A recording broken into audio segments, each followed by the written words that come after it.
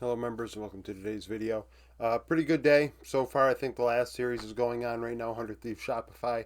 10-2 prior to that, so we'll take those. If we can get another 10-2 going, we'll be back at 70% where we want to be. I believe we're still at 68.9 based on the update Rat put out on Friday on the Discord.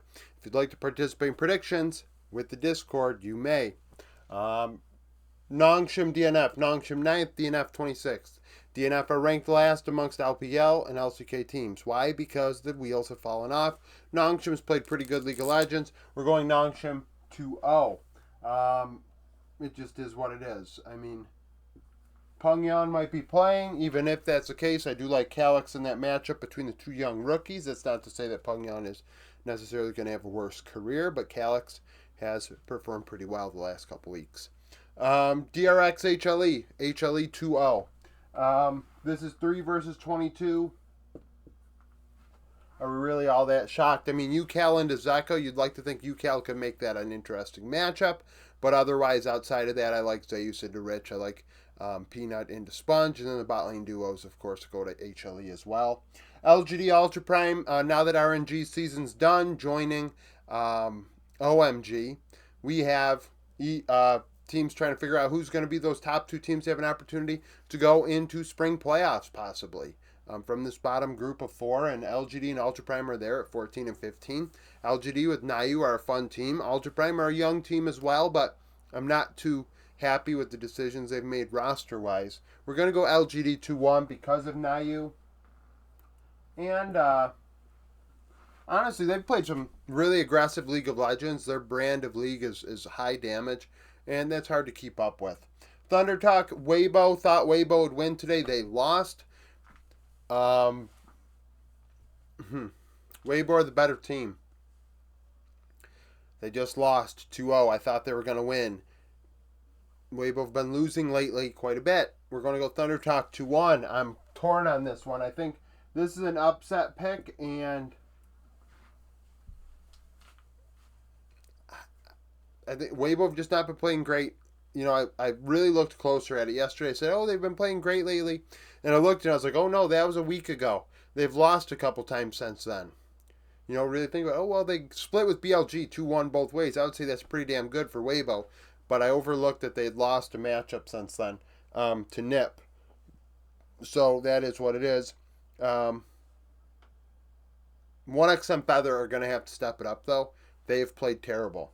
JDG and Top Esports, 6 versus 4.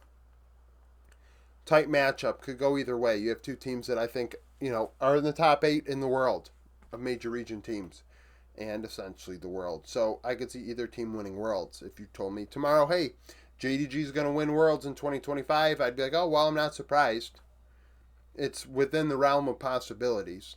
Would I bet on it? No, but is it possible? Yes, there are players capable of doing that on that team. But Top Esports play very well domestically. We're going to go Top Esports 2-1. I could see it going either way, though, for sure. I think Cream offers a little bit more than Scout does right now. Vikings and Secret Whales. So 12 versus 11. Obviously, two Vietnamese teams. Very good squads. Bot lane duo, you'd like to think Eddie Taki has it over Shogun and Sulong. But if Shogun and Sulong can keep it together just enough, I do like the top side of Vikings into Team Secret Whales. So we're going to go Vikings 2-1 because of that. I think that Kratos is better than Hero. And then I look at Cody into Dyer as something where Cody can pull something out and win that matchup. CFO, DFM, CFO 2-0. DFM, Arya's done. Might as well go get your military service done now, buddy. Go back to Korea, get it done. Because you're not getting anything done with DFM.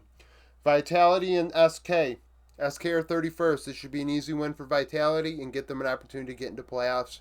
Nearly guaranteed. They played pretty decent into KC today, losing 2-1. I do like them over SK. I mean, SK, lost to G2 2-0, right? So we're taking Vitality in this one, 2-0. KC G2 15 versus 10. G2 a couple weeks ago left a lot to be desired. KC, of course, didn't play a couple weeks ago. Last week played fine. But into G2.